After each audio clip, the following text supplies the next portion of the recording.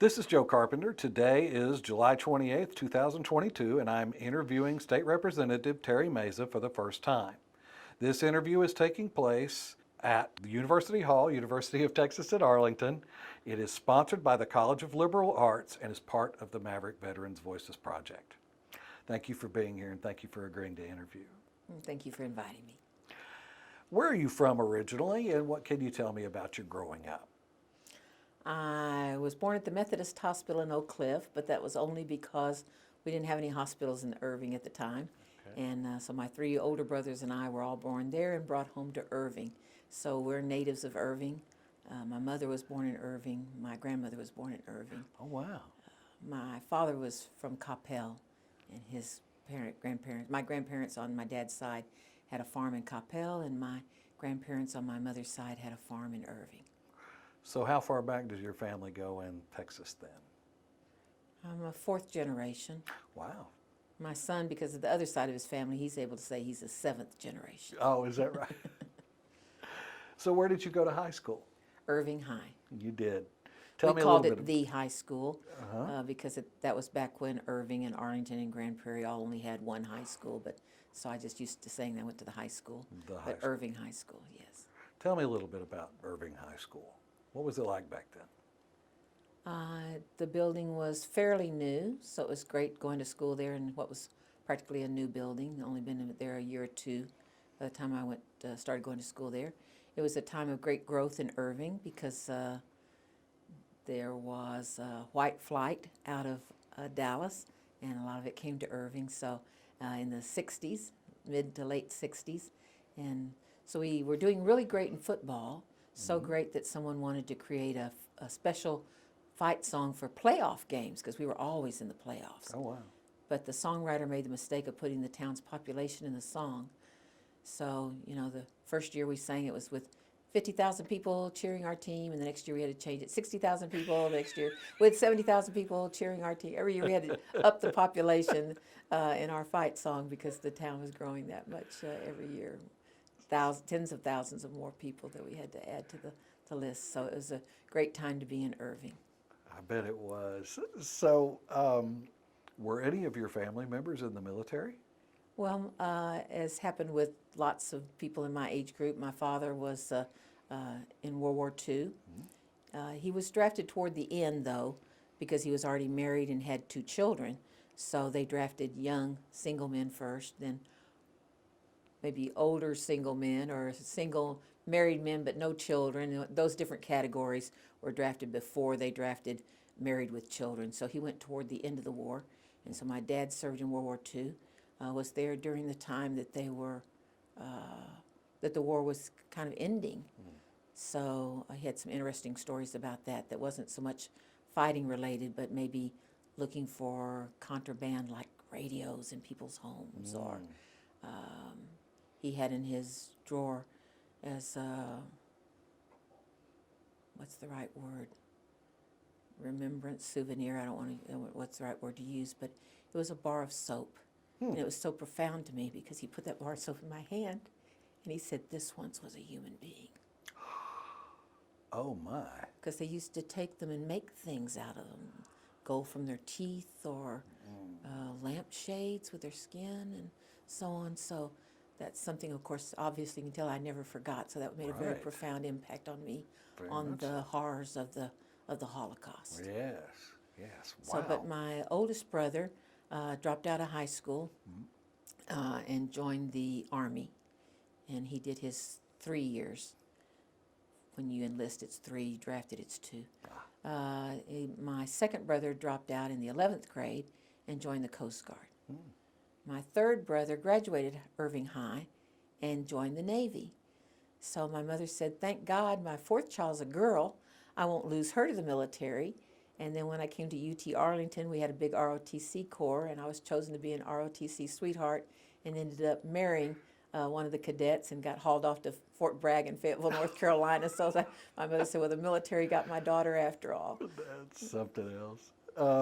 So tell me a little bit about your family. You said you had 3 older brothers? Yes. Any younger siblings? No. So what did your father do for a living? My dad was a barber. which sometimes I catch myself saying just a barber, because I have colleagues who have some. I have a colleague whose dad was a congressman, colleagues whose dads are well-known or well-to-do, wealthy people of prominent titles and families and so on. So I think that's why maybe sometimes I catch myself saying just a barber. But I say, well, I say that, and really that really doesn't tell about all his talents, because as he was being a barber, he was also a political pundit, a sports analyst, a marriage counselor, Like a bartender. like a bartender, yes. So he had all those talents. So one time when I was running for election, a male consultant wanted to put in there, in fact, she did up a mail piece saying that I had learned all this politics that I knew. I learned at it, like sitting at the knee of my dad in the barber shop. And I said, oh, no, you can't put that in there, because that's not true. This was during a time when barbershops were a very testosterone-filled place, and there were no females in the barbershop. And so if I was allowed to go in the barbershop, it was to run in, kiss my dad, hug him and kiss him, hi, and then go next door to Cartwright's Bakery and get a cookie. But I didn't really hang out at the barbershop. It wasn't a place where girls hung out. But there was a lot of politics discussed there. My dad was interested in politics, and I did hear him talk a lot about it, but it was at home. So, not at his knee at the barber shop. No. Makes a good story, though. No, all three of my brothers worked the shoe shine stand, so when I got to be 10, which is the age that they did, I said, oh, so do I go work at the shoe shine stand now? And they said, no. So Not some gonna people happen. think being the fourth child and the only girl, that means I must have been spoiled. And I tell them, well, no, not in the traditional sense that people mean when they say spoiled, but if you want to substitute in the words well protected, having two parents and three older brothers is like having five parents. And so I was very well protected growing up. I see. And did your mom work outside the home? No, she's a traditional housewife. She only worked outside the home during World War II, kind of the Rosie the Riveter image, I guess, Yeah. because in Grand Prairie, they had a defense plant. Chance fought? Yes. And so my mother and her sister, my aunt, worked there in the defense plant during World War II. But when the men came back, the women were told, thank you very much. You can go home now, which they did, and the men were given their jobs back. Right. So why did you choose to come to what was then, I guess, Arlington State College? We were talking about this just the other day, that I came right at the time when it was becoming UT Arlington, but I think it wasn't official until like maybe March, started school in September. So maybe I had one semester under Arlington State knowing it was becoming UT Arlington. And so your question was, why did I choose to come? Why did you choose it? Right. Well, partly because I graduated at the age of 16, and so my mother said, don't bring home any brochures about any other colleges. You're not going off to school anywhere. You're too young. You're going to have to stay at home and go to school. So I said, okay, well, then we have University of Dallas in Irving. So I brought home that. Well, that's a private Catholic school. It was expensive compared to UT Arlington. And so my friends, well, no, you're going to have to go somewhere where we can't afford private school. So, well, they say I can get a scholarship. Well, my parents, so I brought home scholarship forms, but they looked at what all you had to fill out and tell all about your personal financial information, and they were too private or too proud or whatever. They didn't want to do that. So they said, no, you're going to have to go somewhere where we can afford to pay for you. So I'm so grateful that UT Arlington was within commuting distance, because suppose I had been a young girl in West Texas or parts of South Texas where there's a lot of places where there's no college within commuting distance. So I'm very grateful that UT Arlington was nearby, and I had lots of classmates in my graduating class. We were the last class that represented the entire city. After that, there were 2 high school senior classes. But so we had a very large senior class, and so I had lots of classmates who were also going to UT Arlington that could give me a ride to school, and so I'm grateful that UT Arlington was here. What was it like? What was UT Arlington like for you back then? Smaller than it is now, as far as grounds and buildings and so on. I still have a catalog with the library being a 2-story building. It was not just smaller in grounds, but I think maybe it's not too different from now, maybe. You have to ask some of the current students, in that it was a very friendly school, basically a working class school. And so I, walking from one class to another one, it was not unusual at all for me to say hi to a dozen or more people, just changing classes. So we were required to wear dresses or skirts. We're not allowed to wear pants. Pants were only allowed for art class or bowling class. And then when class was over, you had to change back into your dress or skirt. And on Western Day, they used to have Western Day, so you're allowed to wear Western attire on Western Day. But otherwise, up until my last year or two of school here in about 1970, 71, 72, then when they allowed girls to wear pants to school. But up until then, we wore dresses and skirts. That was great progress. Were they still the rebels then? Yes, of course they were still the rebels. We had still, instead of Miss UTA, we had Miss Dixie Bell. Instead of Mr. UTA, we had Johnny Reb. We had the Confederate flag actually flew from a pole on campus. When I went to the football games, because we had football back then, Yes. with the football game, our fight song was "I Wish I Was in the Land of Cotton," which when we got more African American students, and especially on the football team, they weren't really highly motivated by a song saying "I wish I was in the land of cotton," Right. so they couldn't relate to that. So the University Center upstairs was the Robert E. Lee Suite, and had rooms with names like Appomattox and the Stonewall Jackson Room and so on. In the suite, they had where the computers are now, or at least last time I looked. They had couches and end tables and low lit and so on. So you didn't notice too much unless you looked really closely at it. The upholstery on the couches were little repeated patterns of plantation homes with little fields to the side of people picking cotton. Really? So when there was a protest about the theme, one of the things that happened was that some students went and got one of the couches, carried it downstairs onto the mall in front of wasn't really a mall, then it was a street blocked off, but took it outside and set fire to it. So that was one of the ways of protesting. So I tell people that while other campuses were having protests over the Vietnam War, our big protest and controversy was whether or not we were going to continue with the rebel theme. How did you feel at the time about the rebel theme? I think I evolved because growing up I had always heard about it, Texas, that we were part of the South and we were part of the Confederacy, and you go to Six Flags, and Six Flags had the Confederate section and the Southern Palace and all that. So I hadn't really thought that much about it until I came to UT Arlington, and that's when I realized that this is not an inclusive theme, that it is a theme that other people not only can't relate to, but is hurtful to them. So I sided with the students that said we should change the theme. Some of the challenges that were faced by African Americans were also faced by Hispanic Americans as well. Racism, civil rights, etc. Did you experience any discrimination while you were here? No, I don't think so.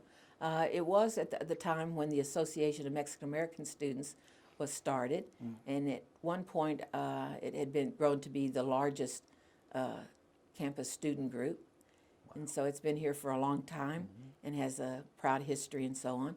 I didn't participate in it much because at the time my boyfriend was a cadet, and he said if had to be careful about what we joined. Yeah. And I said, but Almas is not a radical student group. It's just celebrating Mexican American culture, and it's not radical, so what's the problem? He said, well, you never know what a student group might turn into. It's one way maybe this year when we join it, and then 3 or 4 or 5 years from now it may change into something else and might cause a problem in getting security clearances and so on. So I see. and don't want to say, well, I belong to Almas. Oh, that's that radical student group at UTA. Well, it wasn't radical when I joined it, but Right. they might have an attachment. So I didn't get to join. The only discrimination I had was kind of like self-imposed, that I didn't get to join Association of Mexican American Students, just in case there was going to be a problem for a security clearance Right. on what the group might be later on. Yeah. But no, I don't think there was discrimination against Mexican American students at UT Arlington.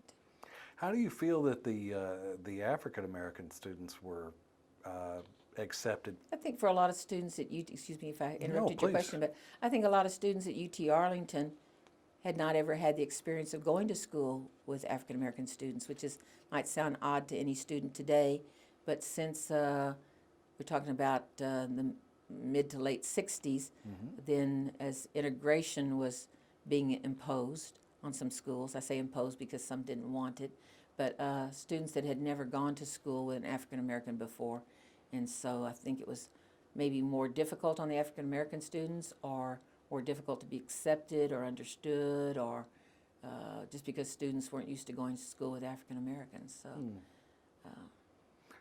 but we had African American fraternities and sororities and groups and so on. So I think for me personally, I never witnessed anybody being discriminated against or bullied or anything like that going on campus. I just think it was probably a new experience for everybody, being the first time for a lot of students to be going to school with people from other ethnic groups. And how did you come to be the sweetheart of the ROTC rifle team? Is that correct? Yes. I joined a sorority, and so they have us try out for everything, you know. I tried out for cheerleader. I didn't get cheerleader. They have you try out for cheerleader. They have you try out for Miss, whatever they called it, Miss Reveille or something. All these different things, whatever it is that we were expected to go try out for that and see if we could win that as an honor for the sorority, right? But I had 2 or 3 sorority sisters who had been in the ROTC Sweetheart Corps, and so they said, well, you ought to try out for this. So I got interviewed by the rifle team and got chosen to be the rifle team sweetheart. The second year, some honorary cadet captain. Oh, Yes, I got captain bars. yeah, right. Honorary cadet captain, which freaked out the poor freshmen to no end because they didn't know what to do with a female coming down the hall with Bars on. bars on. Do I salute her? What do I do? So, so they would like walk. We only wore a uniform on Thursday when they had drill. So, poor guy coming down the hall, and he'd see me, and then he'd all of a sudden duck into a classroom or duck into the men's room or something to avoid even addressing me. So I'd have to go find him out and catch him and say, I'm not really a cadet captain. You don't have to salute me. I'm just a sweetheart. Oh, okay. I didn't know what to do.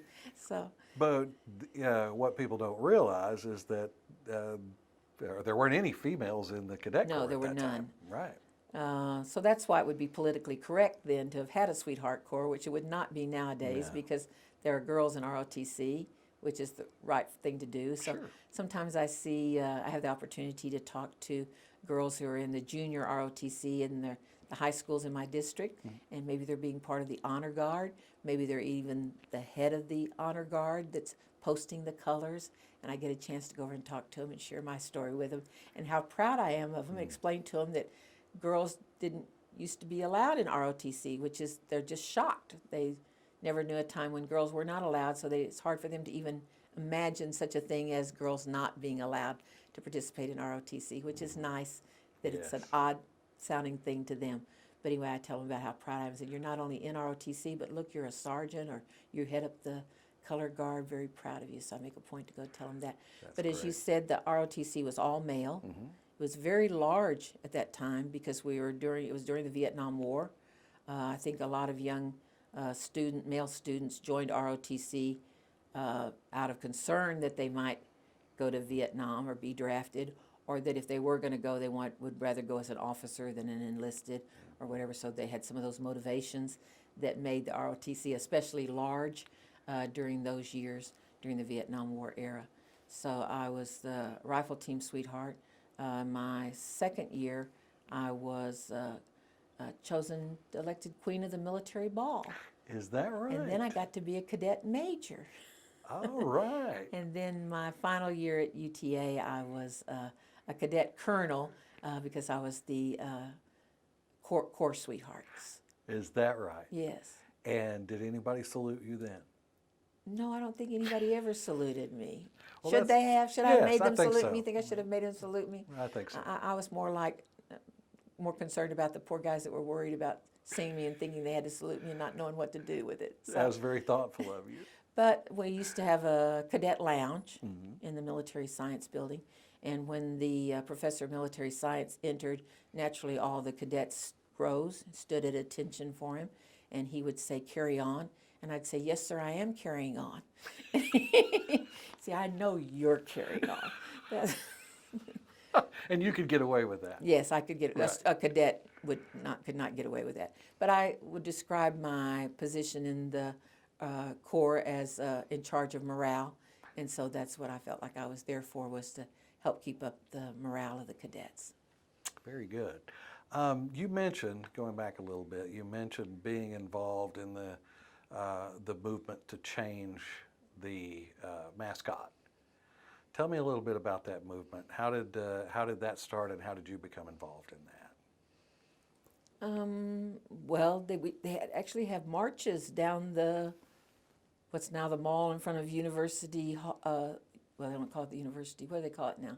Anyway, the Student Center. UC, Yeah. University Center? Yeah. They had marches. Yeah. Like I said, like other colleges would have marches about Vietnam. We were having marches about the university's name. Just being supportive. I can't claim to have taken any large role or leading role in it, but just being supportive of my friends who felt offended by the ones that sensitized me to being offended by the theme and being supportive of them. And how much resistance was there on campus to changing the mascot? Well, there was a lot of resistance. It was Was a there? theme that the school had had for a long time, and people felt really tied into that theme. I mean, as I said, you have Confederate flag on flagpoles. You had the Miss Dixie Belle and the Johnny Reb and the theme song, and it was just tied into so many different things. I remember seeing in my yearbook as visiting it recently that they even had the Confederate flag on the back of the band uniforms, which I had forgotten about that. But the back of the uniforms, when they were marching, had a Confederate flag on it. So it was really so much a part of the school's identity that it was very hard for some students to be willing to give it up. You mentioned that you graduated from high school at 16 years old. Yes. How did you manage that? Well, the only educated female in my family was my mother's cousin, Ada. Ada was an elementary school teacher. She had one of these beautiful old two-story white frame homes with a big screen porch attached to it on the side. And in the summers, she held summer school there for students. And so when I was a kid, she told my mom to send me over to her house during the day for summer school, and that she would help me with my Spanish because my mother was not in favor of my speaking Spanish. Oh. She was concerned that I would have an accent, that I would mix up my words in a sentence and speak more like Spanglish. She was worried somebody would discriminate against me or treat me differently because of it, so she just thought it was best for me to speak English. So my cousin Ada had a different feeling about it, and she said, send her over here. And so I didn't start learning Spanish really that much until I was like 7 years old. So I'd go to my cousin Ada's house and sit on the screen porch with the other students that she had there. And then at the end of the summer, my mother thought I went to summer school. So she told the principal at my elementary school that I should be moved from second to fourth because after all, I'd gone to summer school. I didn't really think I went to summer school quite the way my mom thought that I had. But she was such an advocate on my behalf that the principal resisted at first, and then he finally gave in to my mother's insistence by saying, we'll put her in there the first 6 weeks and see how she does. If she does okay, we'll leave her there. If she's struggling and can't do it, then we'll move her back. So I was put in fourth grade when I was 8 years old, fourth grade. Wow. I'd only had a half year At that time, my first grade education was a half day. Wow. So I'd had all of a year and a half of school when I was going into the fourth grade. I had a great fourth grade teacher because I did have moments when I was struggling, but she was very good with me. For example, we'd have a math assignment, and I'm at my desk, and you'd have, I don't know, 32 minus 17s, let's say. And I'd say 7 from 2. Well, you can't take 7 from 2. There's not enough there to take 7 from. So I'd go to her desk and say, I don't know how to do this. How do you take 7 from 2? And she'd say, you didn't learn about borrowing? And I said, no, I didn't. Okay, this is how borrowing works. And she'd show me, strike out and put the 1 over here. And, oh, okay. And that's all that it took. And then I'd go back to my desk and I'd do the rest of the math problems. So she was just very good with me and helping me whenever I went and said, I don't know how to do this. And she'd explain it to me real quickly. So. But you had to be a fast learner to be able to. I guess so. To pick up on that. So, did you feel that, from a maturity standpoint, did you feel prepared to go to college at 16 years old? Well, this is the age group I've been with since I was 8. So they seemed like my group, even though I was actually maybe the age of people a class below me, and maybe even the oldest ones in 2 classes below me, right? But they were my age group. I was used. That's the age group I was used to being with. That was my class. Because these were your peers all the way from 4th grade. Yes. Onward. That makes sense. Yes. And so, but there is a difference between being, as you said, maybe a fast learner or whatever, where you can maybe pick up the material with someone who's older than you are, and the social maturity, or emotional maturity. That was probably the difference. And then also the idea that my mom had that I should be 16 before I started dating, which I wasn't 16 until my senior year in high school. And so I missed out on a lot of things that my classmates got to go to and do, say starting in sophomore year, that I'd ask about going to things, and my mom said, no, you're not old enough. Well, my classmates are doing that. You know how great that goes over with your parents? Sure. So I said, well, it doesn't matter. You're not old enough. So I missed out on maybe a lot of social things, so that was the only disadvantage. I didn't really have that much of a disadvantage academically.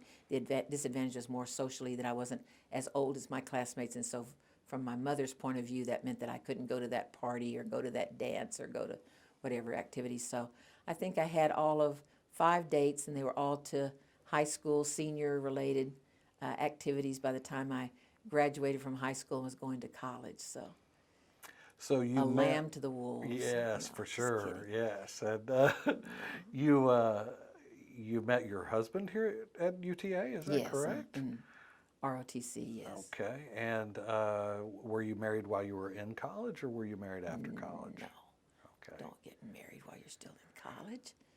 I'm from a traditional family. I Well, thought you tell me would've about that. got that by now. I got that point by now. Yeah, that's right. But anyway, no, graduate college first. And the idea was discussed. His comment was, I know what it's like to be poor, and I don't want to be poor anymore. So he didn't want to be married and a student. He wanted to be a graduate and have his commission and be an Army officer. And so, he sounds like he was thinking ahead. yes, He served in the Army? yes. And how long did he serve? But I served with him Of course. for about 8 years Okay. before we were divorced. Oh, I see. And so you went. You mentioned Fort Bragg, if I'm not mistaken. Where else did you go during that 8-year period of time?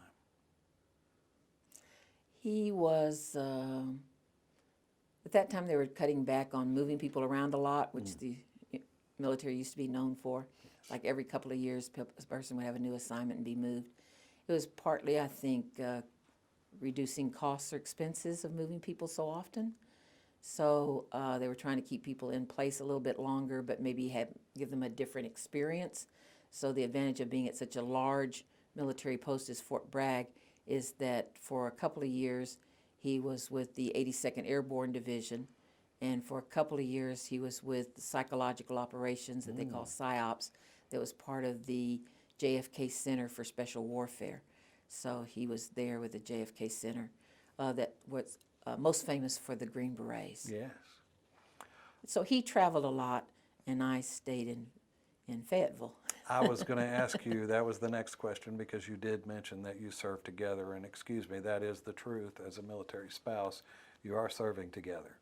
And so you have to face challenges that he does not have to face. One of those challenges was that we'd had our home broken into, and so since he was going to be gone a lot, usually they were 3 months, or what they call TDY, temporary duty, 3 months, and it was usually to the Middle East, to places like Turkey. Sometimes it was part of NATO, that he would be going to Denmark and England. Once he did an airborne jump into Alaska, so they'd know how to jump into snow, you know, because we still had that Cold War with Russia going on, so we didn't know what we might need to jump into snow. So they jump into the snow in Alaska. So he did all those things while I stayed there in Fort Bragg, so stayed there in Fayetteville. So after our home had been broken into, kind of concerned, because when you're in a military town, people know when some troops are being deployed or being gone. So, and I was alone by myself. So we went out shopping for a shotgun, and I wanted a shotgun and not a hand pistol, because I didn't really want to shoot anybody. So I just wanted to have that long barrel out there, that when I held it, that hopefully anybody that was an intruder in the home would see that and go, whoa, okay, and just leave. I just wanted them to leave. I didn't really want to shoot anybody. So that experience comes in handy now in explaining to people when I talk about my interest in common sense gun reform, and they want to say, well, you obviously never have had a problem. You probably have security guards with you all the time, I'll say. Right. So are you, you must live in a gated community, to which I explained to them the closest gated community to my house is the city jail. I don't live in a gated community. But they have this image that I have some kind of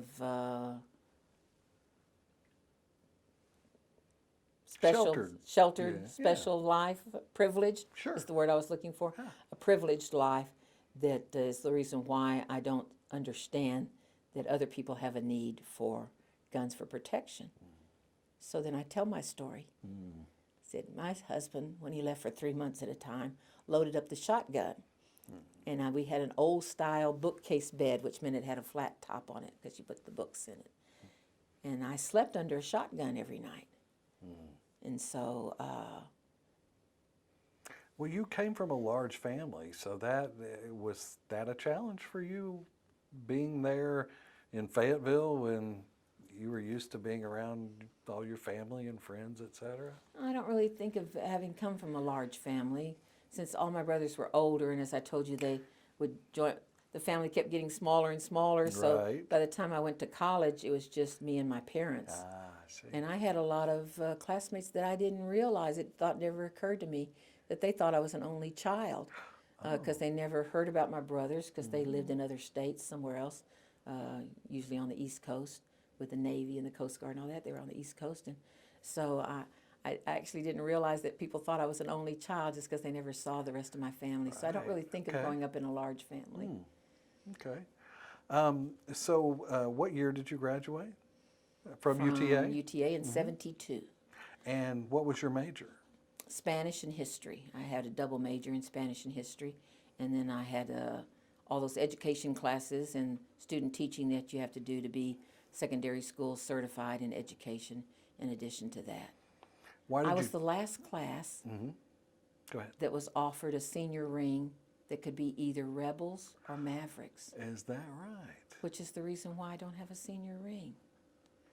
It was such a hard decision for me. On the one hand, I thought, well, I wanted us to become the Mavericks, and so that was what I was for and advocated for, that I thought that was the right thing to do, for us to become Mavericks.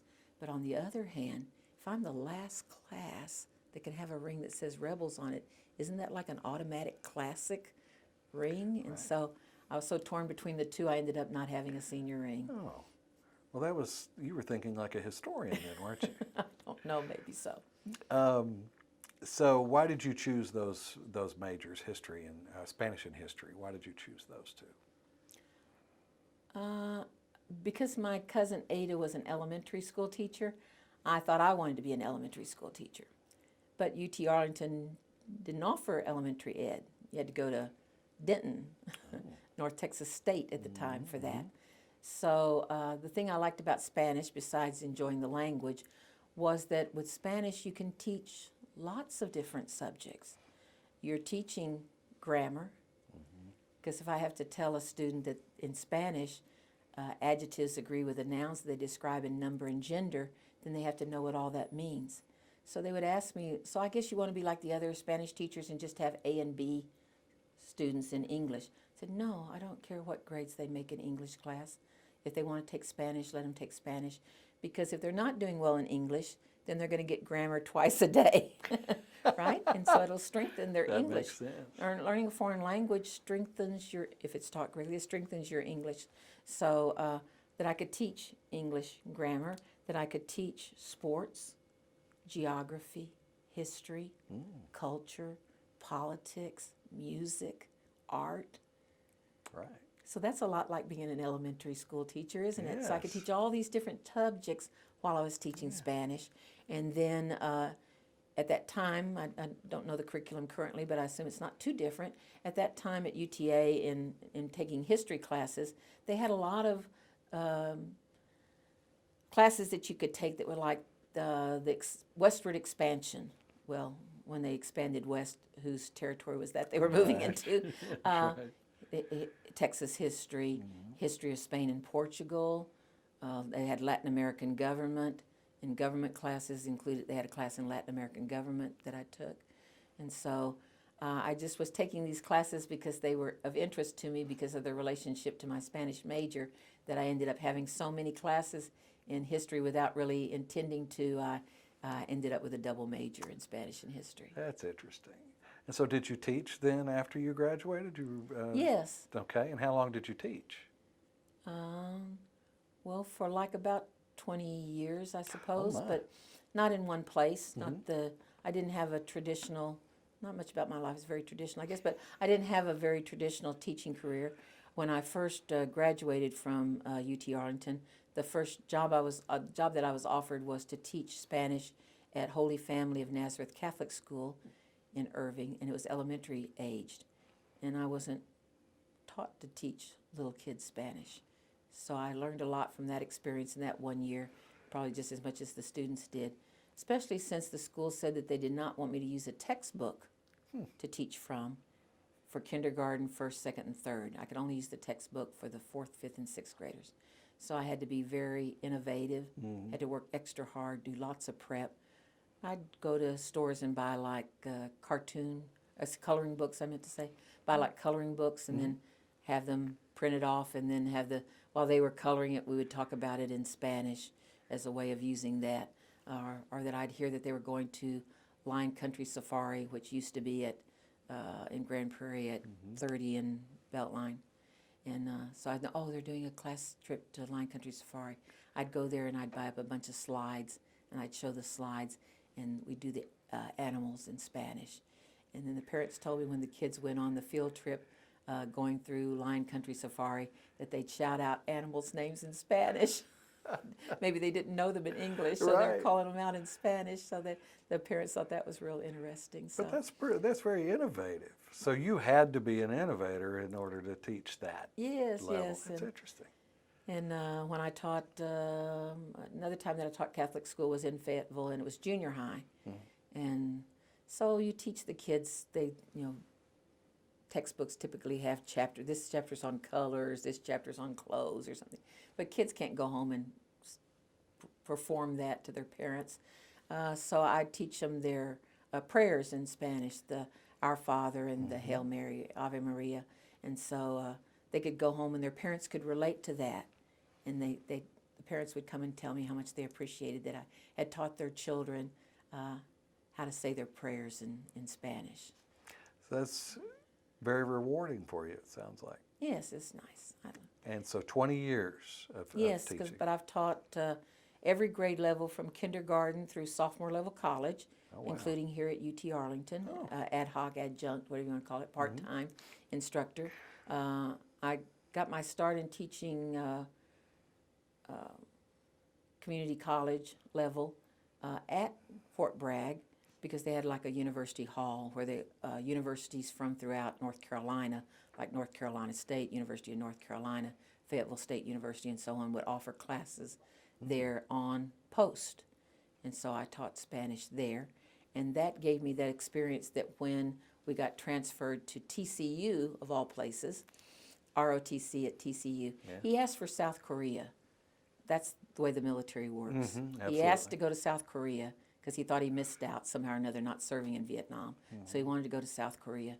So they assigned him to TCU. Of course. I said, if you wanted to go to South Korea, you should have asked for TCU. Then they would have sent you to South Korea. That's the way the military mind works, right? But he was assigned to TCU, ROTC. And so I applied with Tarrant County, at that time, Junior College. And they had a program in Spanish for law enforcement officers.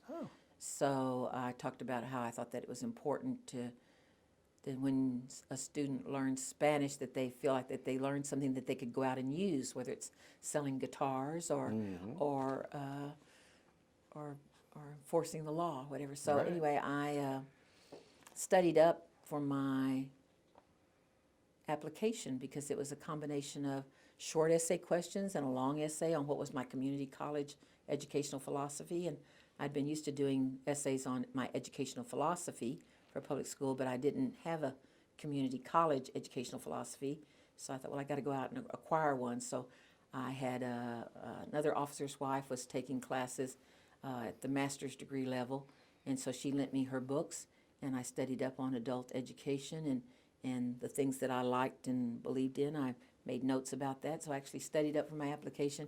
They told me that when they read my application with my answers to short essay and long essay that they were saying, I wonder what she read. I wonder who she's read or who she's studied or something.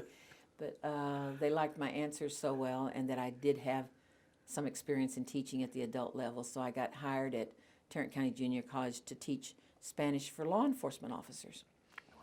So some other Spanish instructors might have a class right after mine, and they'd come in and they'd see all these words on the board, and they'd go, that's not correct Spanish. And I'd say, I know it's not. I'd tell them the correct Spanish.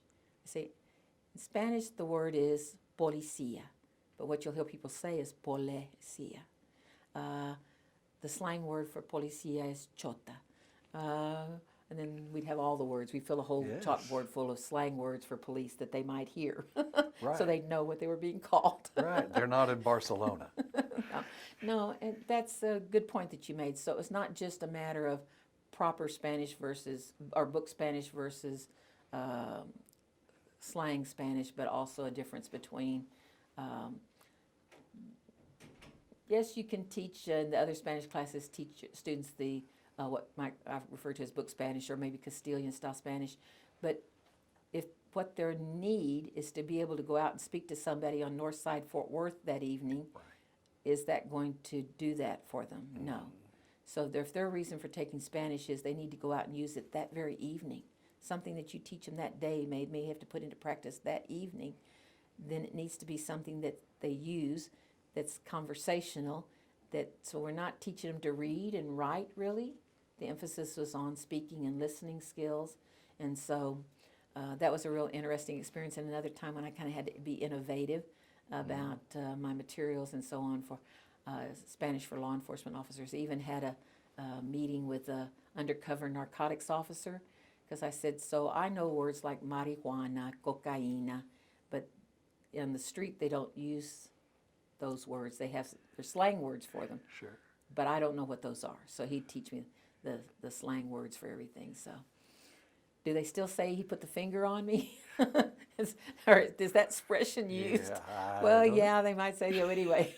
So I even met with a narcotics officer to understand more about that, since I myself knew the proper words, but I didn't know the slang words. Right. So, and did videos that the students participated in. Wow. And at the end of the first semester, they had to know how to say the Miranda warning in Spanish. And so they would come by the office, and I'd tell them, you have to memorize to say, are you Miss Meza? Yes, I am. You're under arrest. What's the charge? And I said, then you can get out your card and you can read. But read in a good enough accent the Miranda warning that I'll know what my rights are. And so what's the charge? That's your opportunity for creativity that you can put in there, whatever the charge is that you want it to be. So they were somewhat creative, and I learned some new words myself on some Yes, I'm sure things. you did. So, when did that end? When did your career in education end? Well, since I could be a part-time instructor, it overlapped sometimes with my being full-time in other careers. So I don't think I stopped teaching until maybe about 10, maybe 15 so years ago. Wow. So most of my adult life I've been able to be a teacher because I could be adjunct and teach a couple of classes here, a couple of classes there. But I've taught not only for Tarrant County College, but Dallas County Community College at North Lake in Irving, Texas Wesleyan University and their summer program in Mazatlan. So I got to teach in their summer program in Mazatlan, which is kind of fun because I asked my mom if she would watch the puppy dog while I was gone to Mexico. And she said, "What are you going there for?" I said, "I'm going to go teach Spanish." And there was this pause. And my mother went, "They already speak it there."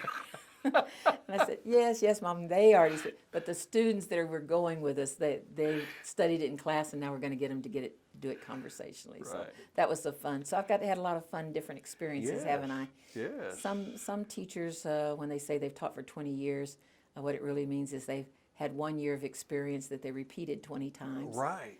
But in my case, mine's been pretty varied. Yeah, there's a lot of evolution in your career. It Yes. seems. Tell me about law school. Where did that come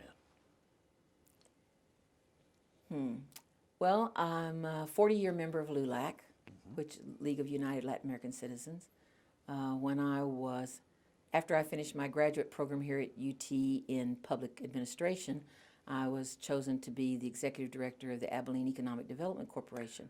Okay. I didn't have a burning desire to be in Abilene, but I it was know a it great well. job opportunity. So I went out to Abilene, and since I was already active in LULAC from the Dallas area, when I got there, people were very interested in my being involved in LULAC there in West Texas, and eventually I became the district director for West Texas in LULAC, which is an unpaid position. But we were going into a lot of the small towns in West Texas, negotiating between the tensions between the minority community and governmental entities. Might be the police, sheriff's department, county government, city government, whatever, but typically with government entities. And so we would negotiate. Sometimes was in the position to ask attorneys if they could help me, and I could not get attorneys to help me. They were not interested in doing discrimination or civil rights complaints or whatever. And I found that I was able to do more as a LULAC district director than what the attorneys were willing or able to do. So that made me interested in going to law school. And so I took the LSAT twice, not because I didn't pass it the first time, but because the first time I took it, I didn't follow through on it because I wasn't sure how I was going to pay for it. Yes. And then when I decided that I was going to go, they said, "Well, that's under the old exam. We now have a new exam." So I took it the second time. And so I went to Texas Wesleyan because they had an evening program. SMU no longer had their evening program at the time. And so I was at an age where I needed to keep that day job Right. and go to school in the evening. And so I did my day job and then went to school in the evening. It took me 5 years to graduate because I had a small son, and I didn't want to sacrifice him too much in the process. And I didn't go to school during the summer. So it took me, I took 3 instead of, 3 is the minimum, 4 is the maximum in the evening. So I took the 3 and then not going during the summer. And I paid my way through law school, so I couldn't afford more than 3 at a time. Right, I'm sure. But I'm proud to say that I not only graduated debt-free, which very few of my classmates could say, but I also learned that there was a little-known rule that you could take the bar before you graduated if you were within a certain number of credits of graduation. So I loaded myself up in the fall so I'd be within that certain number. I took those few classes by day, bar prep by night, and took my bar exam. And so I found out the news that I had passed my bar before I graduated. That's So great. Wow. I get paid absolutely not a single extra dollar for that, except that it's just kind of a fun You were fact just to know and tell. you were doing all kinds of things early, weren't you? With your law degree, did you practice law or did you use that as part of another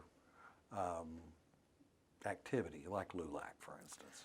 I, um, I did open up a law office with one of my former cadets. He was on the insurgent team. Ah, The insurgent team. uh-huh. He had gone to law school at the same time I had. He was a year ahead. I mean, in fact, he was one of the people that encouraged me to go to law school. And so he graduated before I did and had started his own law office. And so I was older, and so it was harder for me to. People who were wanting to employ someone fresh out of law school were looking more for a 20 or 30 something, not somebody in my age group. So so I was kind of like discriminated against for, I had age discrimination, but it's not just because of age. It was like too much other experience. So they wanted someone fresh out of law school that they could groom and mold and whatever. So he had told me that he had space over in his office, and so I rented space. And so we weren't a partnership. I had my law firm, he had his, but we officed together and shared expenses. So that was great to have that other person there in the office that you could talk about cases with, or ask a question to, or share the expense of all the equipment and everything else that you had to have. So that's how. So I had my own law practice that I closed down when I got elected in 2018. Then I closed my law office, mostly because I was concerned that being in Austin and practicing, and I shouldn't say practicing, being in a state rep in Austin Yes. might cause a conflict that I might forget someone's court date or may not get their paperwork turned in time. I didn't want my concentrating on being a state rep to mean that I somehow or another neglected somebody's court work. So I don't do court type work. I do maybe incorporating a business or wills or something like that that doesn't involve the court dates and stuff. But otherwise, I closed down my law practice after 10 years, I suppose. So why did you decide to go into politics? I mean, LULAC, obviously you're involved in the political realm, but why did you decide to run for political office? We had a state representative who wasn't representing us. I see. I mean, it's right there in the name of the title. It says it right there, Right. represent. But he felt totally comfortable going to Austin and voting against us. So, for example, there was a bill that was called the American Law Bill. That sounds okay. That's a good name for a bill. That sounds like a good bill. It said that American law was supreme. Well, we don't really need the Texas legislature to pass a bill to say that, do we? That's kind of like a well, duh. Everybody understands that American law is supreme. But the hidden agenda behind that was that they were saying that the Muslims were not following American law, that they were following Sharia law, was what the implication. I see. Okay. So it's an anti-Muslim bill, although it didn't sound like that on the surface. But its nickname was the anti-Sharia law bill. So that was very offensive to the Muslim community. What made it worse was that our mayor at the time put it on the agenda of the city council for them to vote on it. A city council voting on a bill before the Texas legislature in the form of a resolution saying we support this bill. Well, that being on the city council agenda became unnecessarily divisive. The Muslims came out felt like they had to defend themselves. People who felt like the Muslims were not being good American citizens or something came out. And so it ended up labeling Irving as if it were not a welcoming city. And if it were welcoming, it was welcoming to hate groups. So all of a sudden we had these groups that felt like Irving was a good place for them to come to espouse their feelings about it. So we had people in the stereotypical pickup trucks with Confederate flags and assault rifles coming into Irving, to the point that they lined up in front of the mosque or masjid with assault rifles. And there wasn't a lot of them, but it doesn't take a lot to be intimidating. There were about a half a dozen to a dozen that were lined up along the fence line where people turned into the parking lot to go to worship. Can you imagine going to your place of worship where you had to pass through people with assault rifles to go pray? So the next week after that, we had a counter rally, and so we lined up along the same row where the people where the assault rifles were, and we had signs that were welcoming and flowers and things like that. So saying that Muslims were welcome in our community. We were all getting along just fine until that resolution on the city council agenda, and so we had a state rep that was in favor of that and was in favor of getting a city council resolution saying they were backing him in his vote on this anti-Sharia law bill. So I said, well, lest you think, well, that was about Muslims. I'm not a Muslim, so that doesn't pertain to me. That was just about Muslims. I'm not Muslim. Well, he went back the very next year and supported what was then called SB4, SB4, which was every session has an SB4, but this particular session, SB4, was the what we call the Show Me Your Papers bill. It was the bill that said that a police officer, when they stopped a car, could ask the occupants of the vehicle to prove that their citizenship, which at first thought, some people thought, well, what's wrong with that? I said, well, what do you carry with you that shows your proof of citizenship? He said, well, I have my driver's license. And that's nice, but did you know that's not proof of citizenship? You mean they let non-citizens carry a driver's license? Well, yes. What do you think the students at the universities use to drive when they're here? There is such a thing as legal residents. They have driver's licenses. It was people just that were not in that situation themselves, so it just never occurred to them. They just thought everybody has proof of citizenship. So, well, you don't carry proof of citizenship on you. If you think a driver's license is your proof, well, then you don't carry proof of citizenship. But who are they going to ask? Who are they going to ask when they stop? Are they going to ask everybody, or are they just going to ask certain people? And who are the certain people that they're going to ask?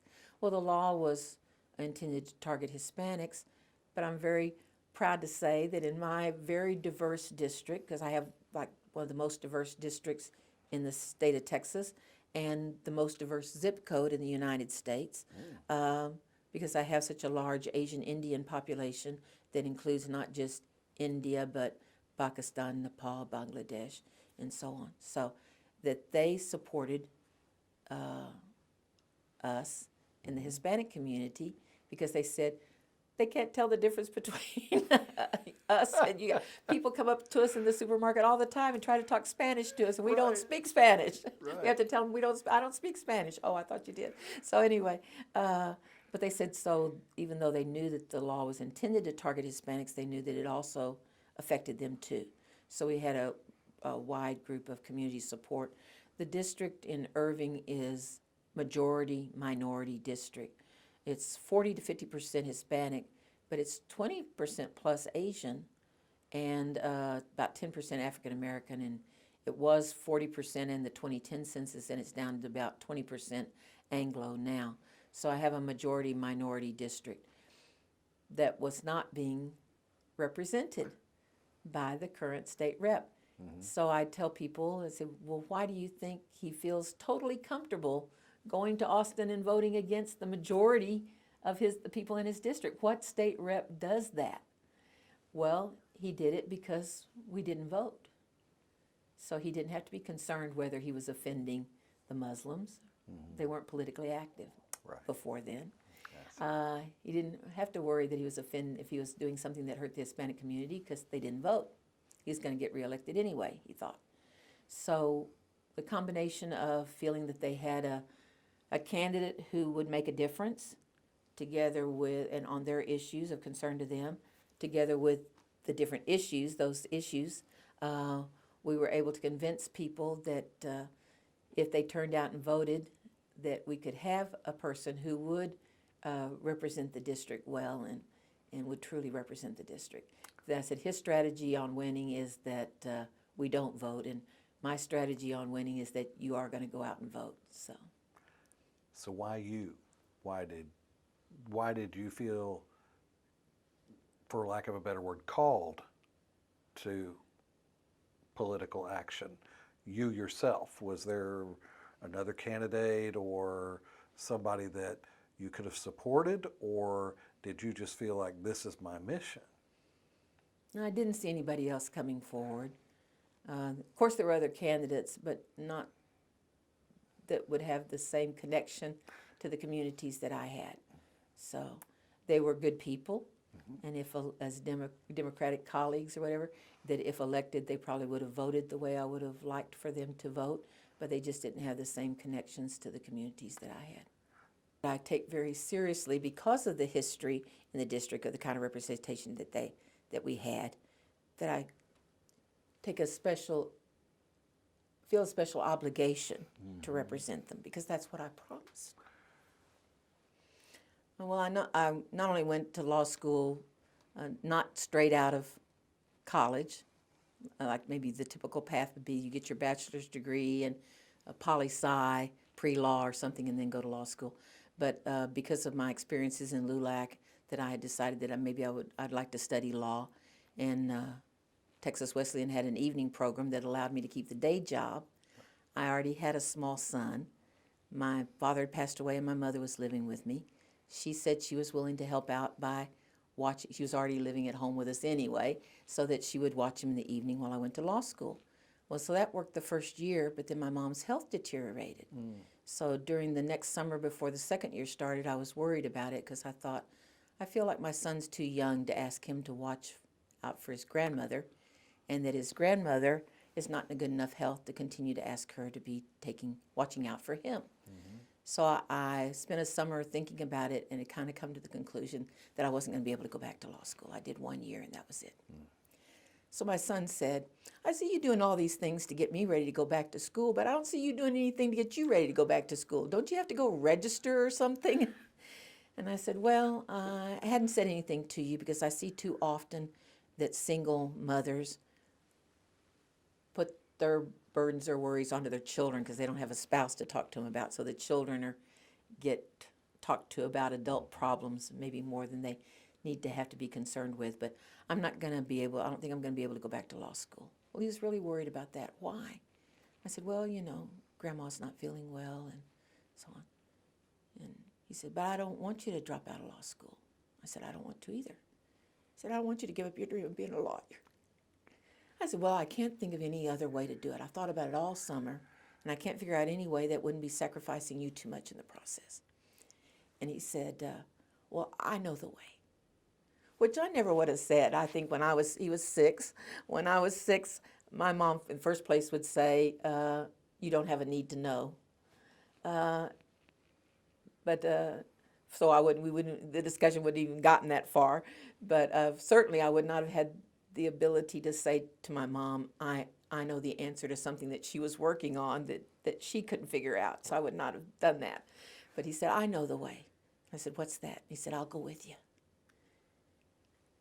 So I said, well, that's very sweet. I probably even was condescending and patted him on the head, I imagine. I don't remember specifically. But I said, you don't really understand what you're offering. We're not talking about one night as an emergency. Grandma's not feeling well tonight, go with me. We're talking about times an entire school year. Every night times an entire school year. That's too much. You can't do that. He said, yes, I can. Wow. So I called the law school and told them, because I hadn't told them, because I thought, why? They're just going to say, too bad, so sad, or whatever. So, and they said, well, I don't know how to answer your question. I'm new as a dean of students, and so I don't know what our policy is regarding children. So I'm thinking, the answer is going to be no. Then she calls me back and said, I found out why I don't know what our policy is, because we don't have one. Now we've got a school full of lawyers trying to decide whether or not they should have a written policy, which they did not want to, because they didn't have a written policy that they would be held to, that say, for example, my son was good and everything was fine, but somebody else's kid misbehaved, and they say, well, your kid can't, well, you let her kid come. So they're kind of concerned about what that would start. So there were no children in law school at the time. There are now.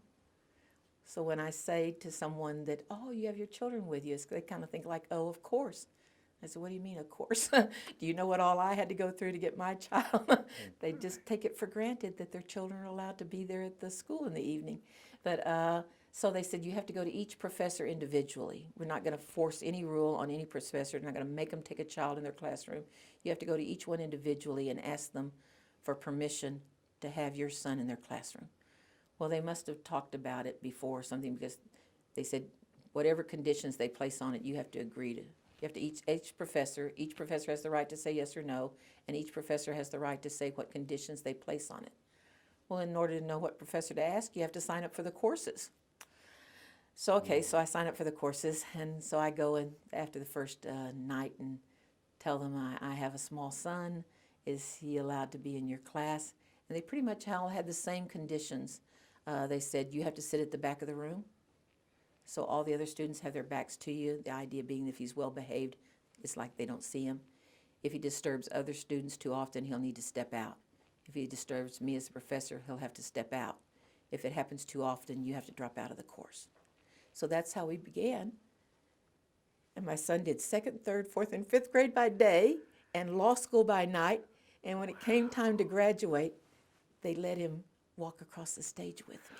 No, that's wonderful. I know. I thought it was weird when my That is classmates said, great.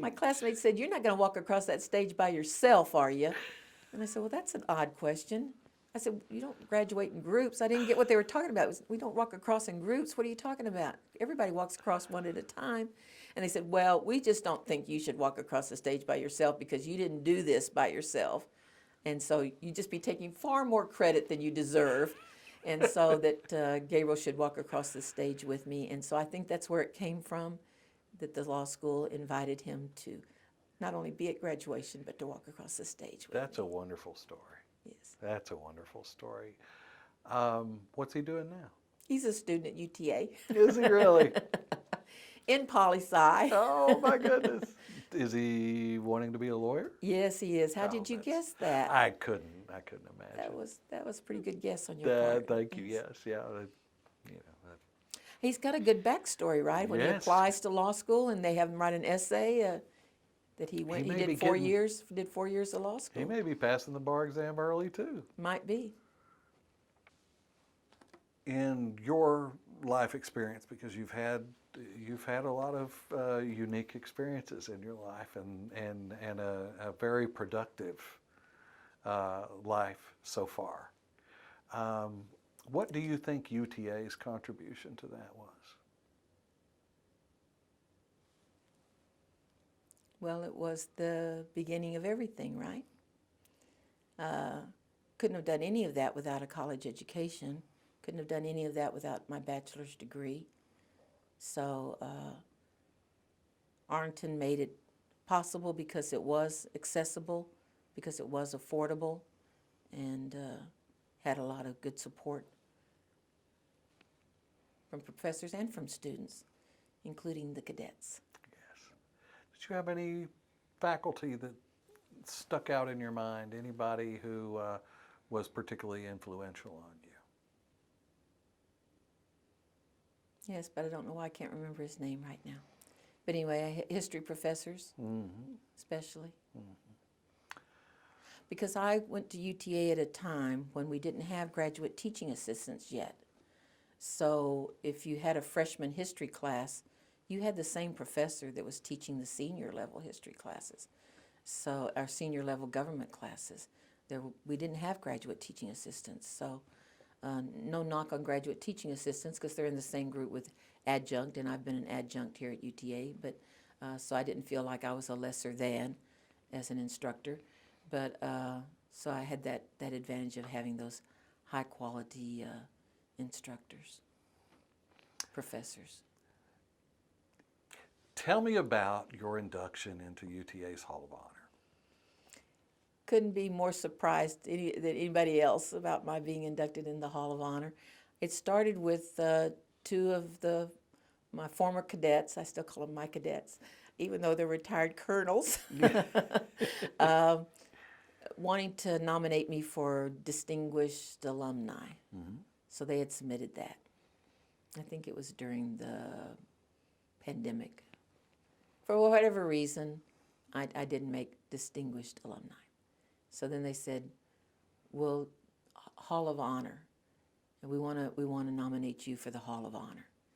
And I said, well, I don't think that's appropriate because that's for people who have spent decades of their lives in service to their country in the military and have retired as colonels and generals.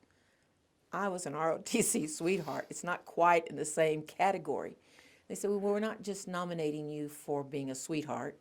We're nominating you for your lifelong list of achievements and your connection with the UTA Military Science Department.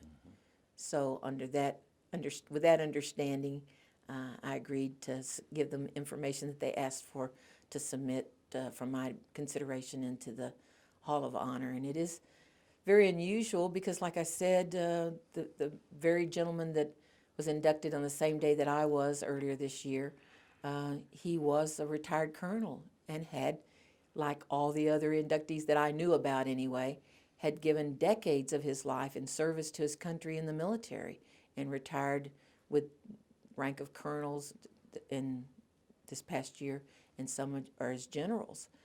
So it was a very unusual nomination. I'm glad they were willing to do that and appreciate the induction. And this is my pin here You have your under pin. microphone. That's the cross rifles. You might be able to see Yes. it says HOH for the HOH. Hall of Honor. Yes. This is actually Colonel Parker, Michael Parker's pen, Uh-huh. because at the time I was leaving, they said, oh, we forgot to give you your pen. They had things in a box. They couldn't find the pen in the box. So he said, here, take my pen. And I said, I don't want to take your pen. That's your pen. I didn't want to take it away from him. And he said, no, I'd be much happier with you having it, knowing that you have, that what you're wearing is my pen. And he said, and when they find the pen that was meant for you, he said, I'll take that one. So I'm actually wearing Colonel Parker's pen. It was Colonel Parker and Colonel Stevens, both Jodies. I was not their team sweetheart. Right. They were the drill team. They had their own team sweetheart, but the two, I think they were both Jody commanders at UT Arlington were the two that were instrumental in nominating me and my being inducted into the Hall of Honor. That's great. Well, a well-deserved honor, if I may say so. Well, I thank you for participating in Maverick Veterans Voices. It was an honor having you. Thank you for allowing me to participate.